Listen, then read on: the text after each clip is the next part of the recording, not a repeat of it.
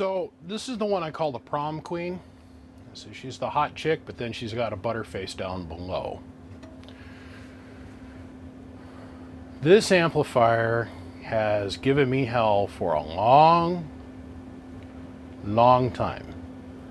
My friend that passed, as you guys know, I'm working through my friend's estate and selling off his equipment. This amplifier and its twin that's sitting over here, we're going to go over the twin after we get done over this one. Its twin never gave me any problems, that one over there. This one here, it really upset me a couple years ago, and I finally just gave it back to the owner and said, I don't want to try and figure this out. Well, now I own it, so I don't have a choice. I had to sit down and figure it out. And I'd worked on this one on and off. It sat here for probably a year and a half, maybe 2 years, and never could quite figure out what the frick was going on with it. Most of the stuff I had to figure out was on the bottom side of the amp, which I'm going to show you here in a minute. But the top side, this was the tank coil that was in this thing. Now it's got a different one in it. And the other problem it had is it burned up parasitics like they were free. These are all the different parasitics I've been through. And what was the problem was the tank coil was nowhere near long enough. There was not enough inductor. As you can see, we changed all that. But just to get this thing to make power, when I got it back here, after I purchased it, you'd key it up and it wouldn't make shit for power, and the input tune was a mess, and the tubes would just flare like constant hot. And I had nothing really to reference it against. Now, I want to cover this too, that you look at this and you think, oh, those are 250Bs. They are not. These are 4CX250FGs. For those of you that don't know, and I know there's quite a few of you guys out there that are way smarter than me, that are right now going, they're FGs. Okay. This amplifier didn't have any tubes in it. Okay. And I think my friend that owned this, he thought this was a 250B box, and I think he thought this one was the FG box. So when I had it here initially, I was putting 250Bs in it and having all kinds of problems. The difference between the 250B is the 250B is a 6-volt tube that pulls about 2.6 amps for the heater, for the filament.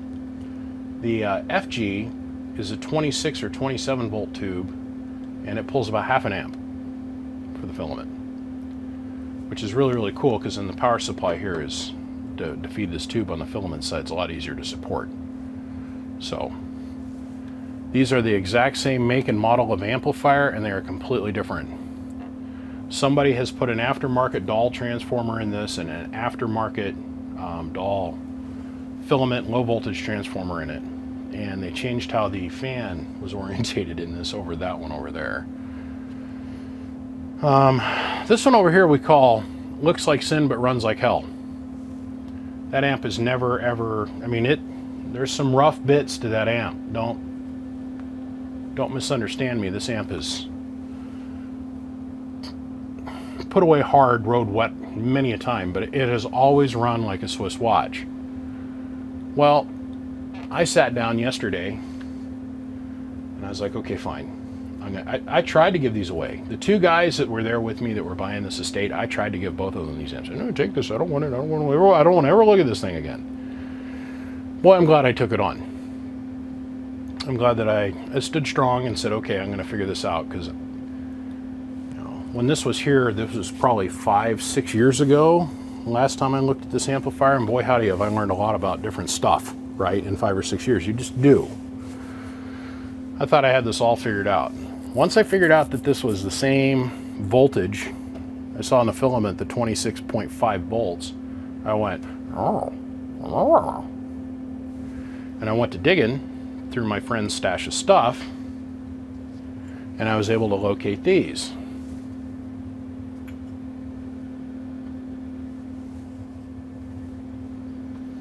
Extra tubes, plus the set that's in here. The set that's in here is brand new, 100% brand new. Never been used in anything till today. The set that's in this one, also 100% brand new. This is a tested full output does the full output power of the amplifier, tested set. This also, tested set, does full output. This here, I'm going to keep as a spare for a shop spare, okay? Just in case I have to work on something like this again in the future. Each one of these boxes is going to have an extra set of tubes. These are a little bit harder to find, and they're a whole lot more money. That's the reason we're doing that. Is I want to pass this on forward. I'm going to ask a little bit more money for this amplifier because it's got the better transformers in it and it's a little bit cleaner on the top side. Now what I mean by it's the prom queen is out of the two, this is the hotter chick to look at it on the face of things. When you flip this over, you're going to see what I mean by the butter face down below. The top side of this is all cleaned up. Now I'm going to flip this over before I come back on camera, and I'm going to clean the bottom side up so it's a little bit more organized. But once you see the bottom side of this, you're going to be like, oh, okay. And then when you see, looks like sin on the outside but runs like total hell. I mean, this thing runs like fucking crazy, right? This thing here, hot chick, but butterface below. Let me flip this over, and then I'm going to show you the bottom side and explain to you some of the problems I had with this on the bottom side. And yeah, okay.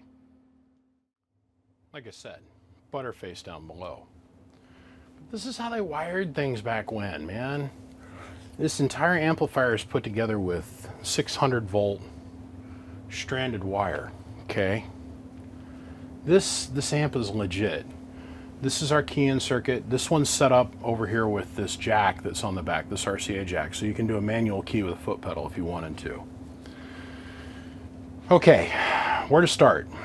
The tubes were flaring because I had the wrong voltage on it. You'll find that the screen voltage on these likes to be around 350 volts.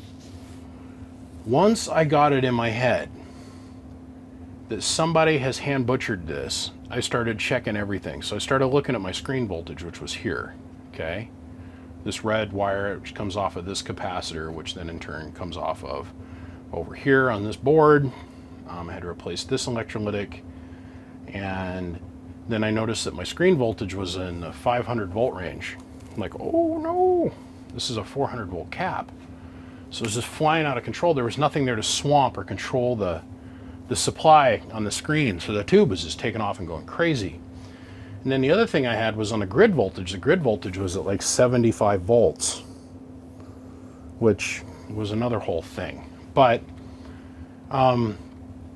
so I put 15K worth of resistor here from my screen control, which is just paired to this tube over here, back to ground. And that brought it down to about 360-ish volts, which is really safe. It's a good operation point for this because, well, let's face it, all right, the way we run things is we drive everything to 11 in this world. The high-low switch here on the front, back this out a little bit, this high-low switch here on the front is going to change that voltage dramatically. Dramatically, okay? So when it's in low, it changes the voltage, pulls that voltage back on the screen quite a bit, and it changes some of the other stuff. But this whole circuit here was broken. This is what drives the actual grid meter. Plate amp meter and a grid meter is here. This adjustment's for the plate amp. This one here is for the plate volts. These are our bleeder resistors that knock down the plate voltage. And then it goes through this pass-through 1000 puff boltable doorknob. So it passes through and goes to the RF deck. But our primary problem was somebody at some point or another had overdriven this to such a heavy amount that somebody had to go in and replace these resistors. Well, these resistors came off this little T network here, and they should have been 50 ohm. These are 500 ohm. My brain slowly caught on that because once I got the screen voltage, I got the screen voltage under control, got my grid voltage where it needed to be, so I could take the tube in and out of operation and hold it where it needed to be. I started looking at the input and I was having all kinds of input issues. The solder work on this input network was horrible. I ended up, it would work and then wouldn't work and wouldn't work, and what it ended up being was there was a cold solder joint here and a cold solder joint here. This is a little tuner, by the way. phone is just going crazy for some reason. It's Sunday afternoon, yo. I got people trying to, hey, can I call you to buy something on Thursday? And you just call me on Monday, man. Anyhow, my phone's over going crazy. Let me take my headset off. The solder work down here on this distribution board was horrible. So I soldered that all in, and then it popped up. It started making about 400 watts. And I went, oh, I got all excited, right? But the input was out of this world. Like, I was putting 1 watt in it, and I was getting 1 watt back. And when I modulate forward, I was putting about 5 bird in it, and I was getting 4 back.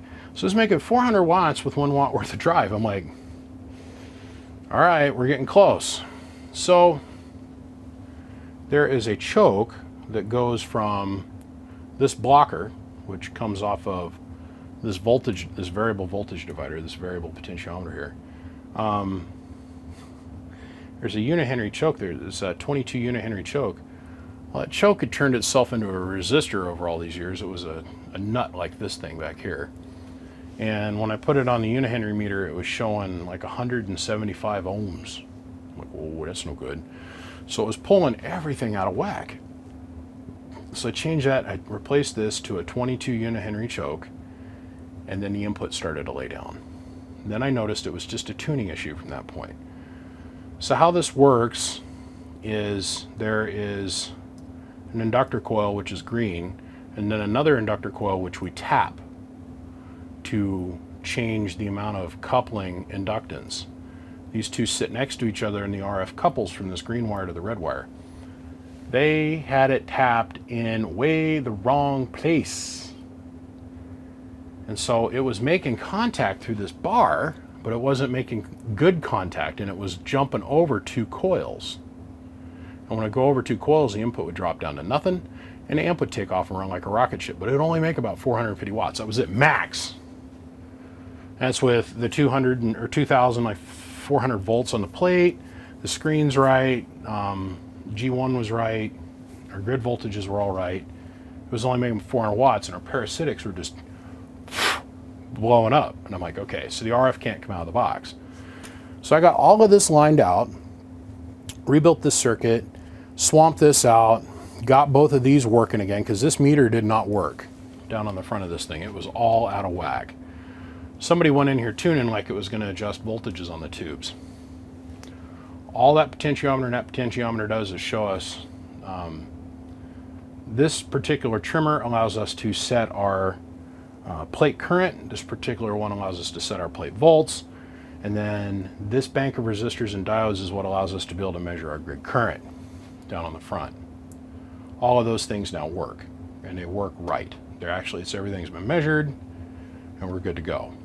So that's when I went and I thought, okay, there's got to be something wrong with the tank coil because the parasitics keep burning up. So I flipped it over and I started playing with the parasitics. So the first thing I did is they had this tank coil, they had this turn and this turn jumper together. So I lifted it and it went to 600 watts, and I went, tank coil's not long enough. And the parasitics weren't getting quite as hot. So then I went and I wound myself a 12 turn, 3/4 inch tank coil, and the amp just took off. And the parasitics quit burning up, it just took off and ran. So this looks a little rough, but this is actually very well put together. It's got breakout boards in the right places. Most of the solder work on this is fairly decent for the most part. As in, like, everything's through a hole and soldered in place where it needs to be. Some of this is stranded, some of this is solid. So this was like a spaghetti mess until about 10 minutes ago when I zip tied everything up and put everything back together, because I had wires that I've had to replace in here. I had stuff that was touching. This amp has been the bane of my existence because it defeated me. And this is one of 2 that I've had where I could not figure out for the life of me what was going on with it. So I'm grateful, and let me say this publicly, I'm grateful that this amplifier came back when it did with the knowledge that I have in my head today. What I've learned since I looked at this amplifier last allowed me to take this thing to completion, and it's now 100% ready to go to somebody else. This is a 30 or 40 watt max peak power input, so like 4 or 5 bird That's it. You don't want to put any more into it than that. You'll end up launching these tubes right out of here. They're a low drive, and we're going to see 16 to 1800 watts out of this box. We're going to see it out of both of them. This is our rectifier bridge for our high voltage here. It just goes on and on. This amp's right. It's a little rough, but all in all, between the two, this is the hot chick with the butterface down below. Let's flip it over and let's give it a run. Okay, so we're currently in standby. That's transmit. When the light's on, that means it's ready to transmit, and we're in standby. So I want you guys to look very carefully, and whoever ends up owning this amp, you're gonna have to look very closely where the adjustments are on these knobs. This is just about 5.5, and this knob's turned all the way to the right. It's basically at 11, full tilt, but almost 3 o'clock straight up and down. Let's look at where this knob is at, and let's look at where this indicator is at, pointed right at the P. This input tune is very picky. It helps if you have an SWR bridge between your radio and the amplifier. It makes a big difference in how well this box is going to work. So let's go back in here. Shift the angle. Now we're going to have the same glare no matter where we sit. Look at where this is at, and let's look at where that is at. This knob does nothing. 15, 20, and 40. There's literally a bolt that goes through the cabinet. Okay? When you get this amplifier on your end, first you're going to tune out your input reflect, and then you're going to go and play with these.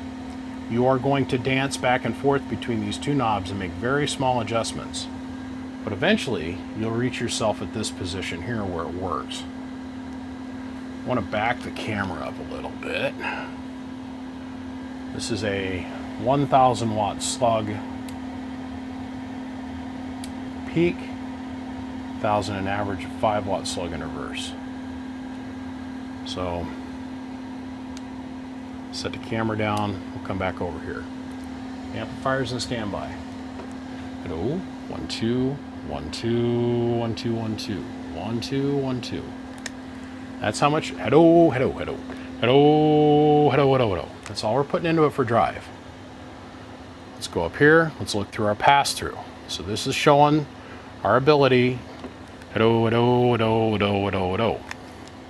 Our ability to have RF come in through the back of the amp, go through all the different relays, and come back out and make its way to the dummy load. Very little reflect from that. Now, what we're going to do is I'm going to show you low. So we're going to put this into transmit. The switch is down. We're in AM because we're running AM. All right. Let's go over here. Hello, audio, 1 2. About 550 watts on low. On low, and that's with no power hitting it. 20 watts. Hello, 1 2 1 2. All right. This knob here is a voltage divider. It does not control the bias voltage at all. 100% of the RF goes through this potentiometer. So if you're running a fairly hot radio, you're going to want to keep this all the way open and turn the dead key on the radio up and down. But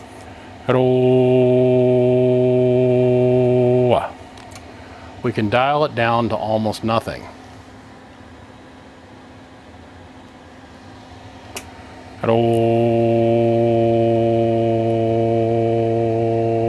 All the way down, all the way up. That's on low.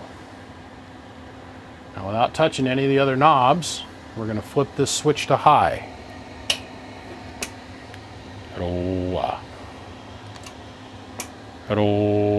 Runs the needle to the corner, like ding. Okay. For a baseline, put this in standby. Reach in here, turn that to forward. We're putting a 2 watt dead key into it. So now it's a 5 watt slug reading forward, we're putting a 2-watt dead key into it. Both amps are going to be run with a 2-watt baseline carrier. We put this in transmit. Remember, there's a 1,000-watt element here. 2-watt carrier in gets us a 100-watt dead key out. So now, let's see where we're peaking. We're going to take that to 2x. So now, this big hash mark here in the middle is 1,000. All the way over here to the right, what I call full deflection or full needle movement.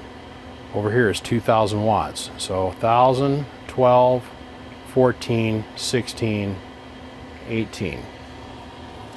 We're going to get about 1750 out of this thing. Real steady. Without having to change the pitch of our voice or jump up and down or yell louder or anything. Hello, 1, 2, hello. Hello.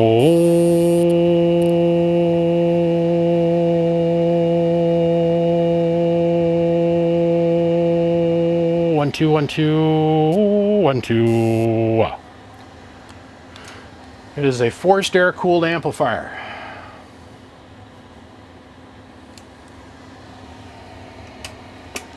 Hello. 1, 1, 1, 1, 1, 1, 1, 1, 1, 1, 1, 1, 1, 1, 1, 1, 1, 1, 1, 1, 1, 1, 1. Let's go up here. Let's now look at our input tune. Hello, 1, 1, 1, 1, 1, 1, 1. Hello. Very low input reflag. Now I want you to notice what happens when this is not in a proper adjustment. Hello. It just fell out completely. And we literally moved the knob that much. So we took it 5.5 to 4.5. So take it back to 4.5. Hello.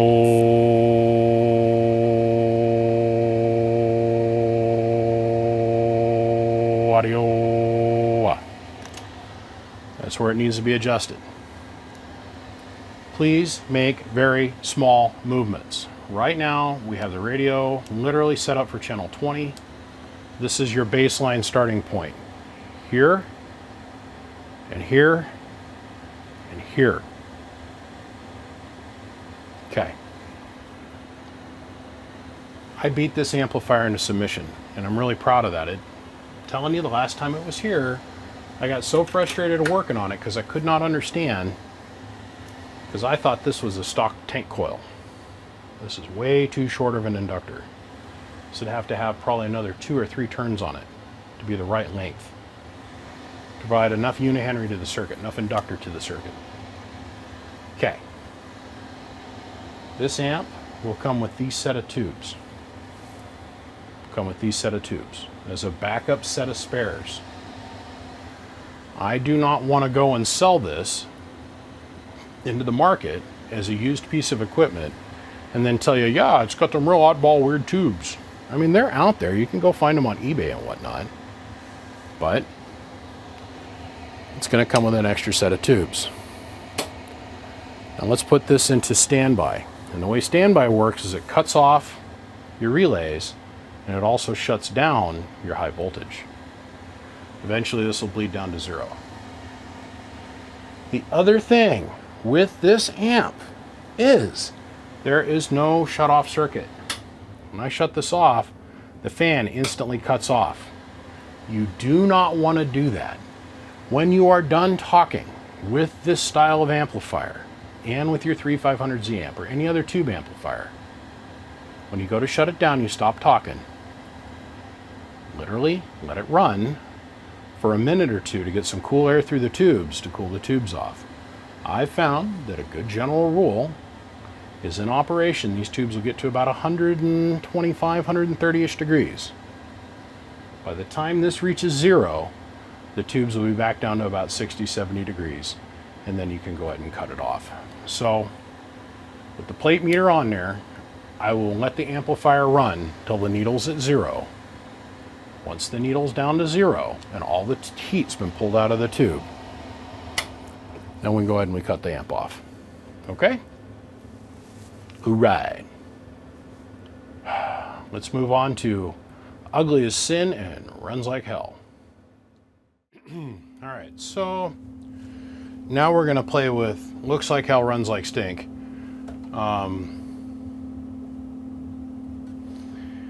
I have a standard that I hold myself to, right? And the standard's not that high. It's just work 24/7 and take care of everybody as best you can. And when in doubt, answer every question you possibly can, and never be afraid to say, I don't know, when you don't know. Not that tough. There's a standoff that's in here, and I'm going to show you where this goes here in a minute, where the insulator was snapped clean off. So I got digging around in my box of randoms, El Randominium here, and I found the exact replacement insulator for this thing that was broken off. I'll show you where this goes in Looks Like Hell, Runs Like Stink here in a minute. This is my box of random insulator standoffs. I got 2 others with big stuff in it, but this is all my little feed-through insulators and button insulators, and you know, just in case I ever needed to, you know, farm. Some of these are threaded, some of them are not. Got guy insulators, got big pass-through insulators, smaller insulators. You know, you just accumulate this stuff. You see it at Hamfest, you're like, whoo, I might need that. Or I see one of these and I go, oh, I better have that because I know what that's for, right? Got another whole box full of Teflon stand-ups and standoffs and that kind of thing like this too. We got there's little lights that go in these. I mean, there's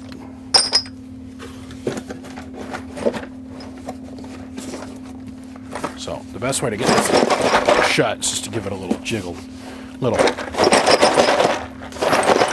there we go. Okay. Let me install this. Let me get rid of this sharper than, to the edge of ceramic like this is sharper than a freaking razor blade. Let's just go ahead and, it made it to video. It should be happy. Okay, let's get this in here. And then I want to show you a couple of the other things I want to change in here to where we meet, in my opinion, the minimum safe standard. So this is the inside of Goes Like Hell, Looks Like Stink. It's really not that bad. I'm talking a lot of shit for no reason. And this is actually the better amp, in my opinion. When you see the bottom side, you'll understand. It doesn't have the fancy divider in it. Just a couple things I want to change. This is our nut that we just changed out. Down in here, these 2 leads are just soldered together and flopping around in free space. I can't have that, right? This is held in by 3 of the 4 ears, so we're safe. What makes me concerned is this very cheap, old foam bullshit coax that's in here. We have better technology, and the reason that I have a problem with it is because of this here. To me, this is just inviting issues here. So we're going to rip this coax out here real fast, and probably going to replace it with some RG400 and make it look really pretty, you know, because that's the business that I'm in, is making stuff pretty. This box runs really, really good for what it is, what it looks like on the inside. Tuners are all straight. Everything in here is straight. Is it showroom stripper quality? It doesn't have the scent of vanilla. It's got like the backup stripper scent, you know, Scent-O-Veil strawberry. That's this. It's still going to give you the dirty lap dance in a corner, but it's not going to leave the same kind of glitter on your face. You know what I mean? You know what I'm saying? It's a good box. And a guy that has purchased this, he's like, man, I don't give a shit what it was. I just want to run like Stink. I'm like, well, I got the gift for you. This box is always run. The other one gave me fits. It really did, because, and of course this has got brand new tubes in it.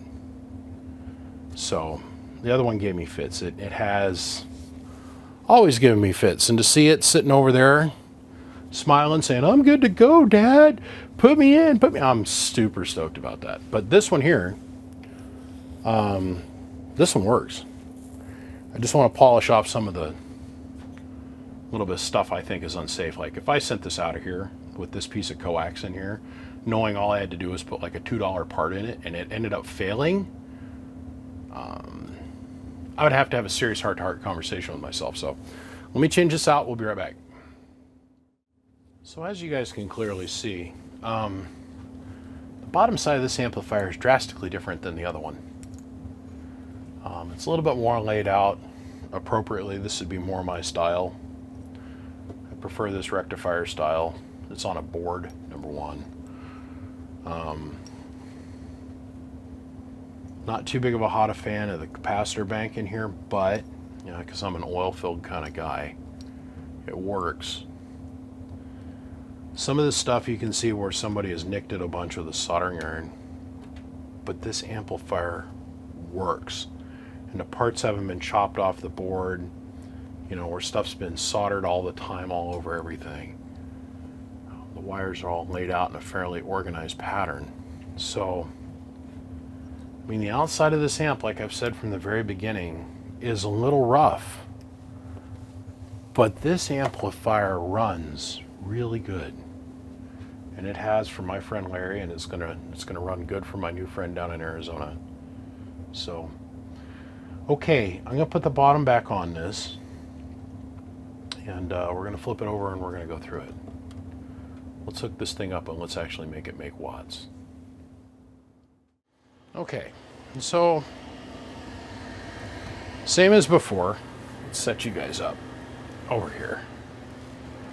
Same as before. We're going to start out here. Let me put that down on 1X. Put that on low. Okay.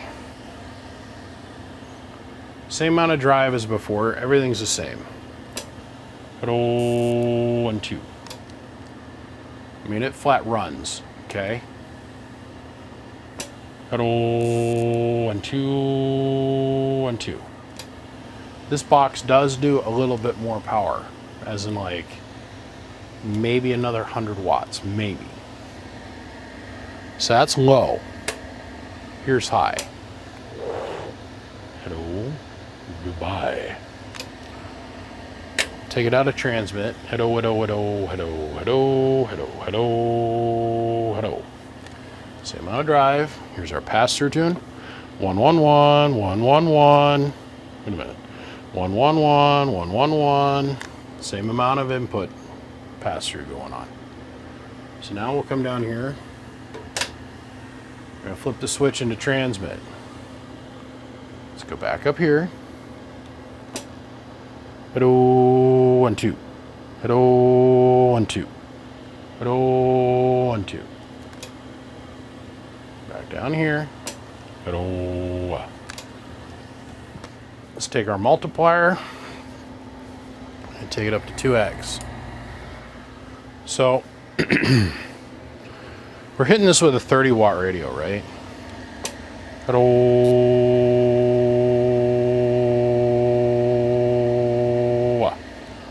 Hello.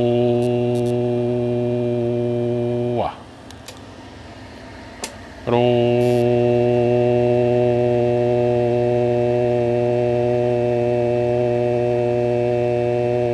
It's trying. Hello. 1, 2. Hello. Hello. Hello. 16, 1800, whatever. Thing runs good. It's going to run forever, right? It just looks like sin. This amplifier is going to get hand delivered. It's going to go on something special. There's this thing called the Rodan Express. Okay? This amplifier is going to go from me to its new owner. It's going to get hand carried. I'm a little leery, because let's face it, this amp's a little bit old, right? I'm a little leery about shipping the other one, but the other one is for sale. Please remember what I said in the first half of this video. We want to run this thing, transmit off, everything down, sideband does delay, the sideband delay does work, all that kind of stuff. All of this works. Input's fine, all of that kind of stuff. Let's zoom in here real quick, because I want to give the owner of this the opportunity. Here's our set button, right here. This is roughly where you're going to be for your tunes. See that? Right there. That there.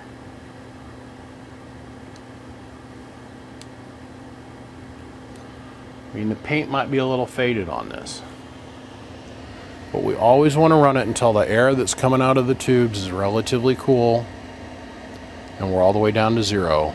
Then we can shut it off. Shutting the thing off while the tubes are hot is the hardest thing that you'll ever do to any of the amps. Ever. Right? This one is going to come with, I believe, this set of tubes. There's a backup. So both amps are going to go out of here, because this one's a little bit, doesn't have the beauty on it that the other one does. Like, you can see the face is just a little tiny faded. The other one's perfect. I want 850 for the other one. And I've already had a guy speak up for this one who's a patron. So as you guys know, these guys here on Patreon, this is here for a reason. They get first dibs on everything. They have access. They see what I'm working on every single day. And they have access to pipe up at any point and say, I want to buy that. And they jump in pretty quick. So if you're looking to purchase something that I might be coming across or doing over here, really your best bet is to come join us on Patreon. It costs $1. It's $1, yo. You know, kind of like feed the children. What's $1? It only costs $1 so that you can feed this child actor that we've hired to look dirty and sad. You know that was all a scam, right? All of that stuff was a scam during the 80s. This is not that. You get exclusive behind-the-scenes content, usually on the daily basis. I do videos for these guys. They know exactly what I'm doing, when I'm doing it, and where I'm going to go, who I'm going to go see. Come join us on Patreon. Really, the easiest way to do it is just download the Patreon app on your phone, create an account, search for BBI Amps, and sign up. And once you join up, make sure to add your name to the handles and call sign list, and I will add you to the end of every current YouTube video from that point going forward. So, like I said, the hot hooker. Let's put both the amps up here. Hold on. The hot hooker. Okay. This one looks really good. She's the one that you would take to the prom and everybody's going to stare at her pretty face. But only you and her know that when you go home and you flip that dress up. Butterface down below. They're hanging, you know what I mean? Like flaps of salami smacking together and stuff. Still a solid amp. Is what it is. It's a 1700 watt box. This one here looks like hell but runs like sin. So it's exactly the same amplifier on the faceplate. Internally they're completely different demons. They both produce roughly the same amount of power. In my opinion, this one's got it beat. Got this one beat by about 50 watts or so, 60 watts or so. I'm asking 850. I don't know how we're going to do the transport on this. I really don't want to ship this. It's definitely not going in a UPS crate, like in our box, cardboard box. The tins for both of these are in relatively good shape. They both could use a little squirt of paint, but they're not all full of holes and they're not bent up, so it is what it is. If you guys are interested, any of you guys out there in the world, either be Patreon or in YouTube land, are interested in this, give me a call. Send up smoke signals, shoot me a text. I'll hook this up. I've got people that are coming and going all over the place all the time. And they call me and they say, hey man, I'm going from here to here. It's like I did one of my needle bender buddies a solid. I threw one of his amps on with one of my guys that was leaving here, going to Colorado. Then we had another needle bender friend of ours pick the amp up in Colorado and he took it to Georgia. Then it met another needle bender buddy of ours and then it went on down to Florida. Speaking of the needle bender dudes, once again, had the president of the club, his amplifier, which got built here, one of his amps got built here by moi, got thrown on with another customer of mine that also lives in Denver, not in Denver, but around, the great state of Colorado. That guy then in turn flew up, went to Colorado, picked his amp up, and then proceeded to drive it home from there. There's always a way. There's always a way. It just depends on how much work you want to put into it. Like I said, this one's getting hand delivered. Its future's already known. This is an unknown one, but we'll make it happen. It's got dual transformers in it, filament and plate. This one over here are unknowniums, but these are capped and horned. That's the reason that we don't have to have the shield. It's because these end plates on the transformers. So. All right, gents, you guys know the drill. Thank you guys for following along. This little bastard fixed.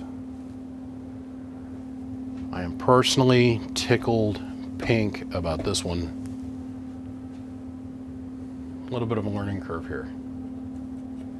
Gentlemen, I'll see you. And I say thanks to every single one of you guys. Shout out to Penalabs, Excess Power, Siglant, MechMan, Bird, Coaxial Dynamics, all of you. And thank God for these guys here. God bless my Patreons. We'll see ya. Click, click.